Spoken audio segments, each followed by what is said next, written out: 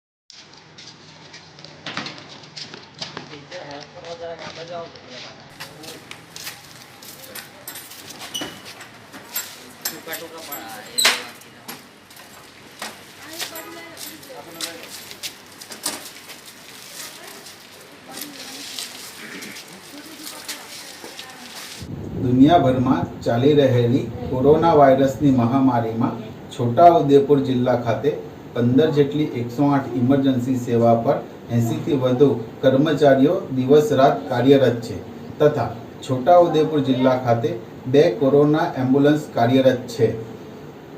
કોરોનાને લગતા શંકાસ્પદ કેસો આવે છે તો એવા દર્દીઓને આઇસોલેશન વોર્ડની સુવિધા ઉપલબ્ધ હોય એવી હોસ્પિટલોમાં દાખલ કરવામાં આવે છે.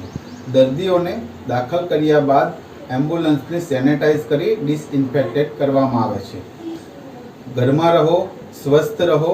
કોઈપણ જાતની ઇમરજન્સી જણાય ડાયલ કરો 108 ઇમરજન્સી સેવા આપની સેવામાં ઝડપથી હાજર રહેશે.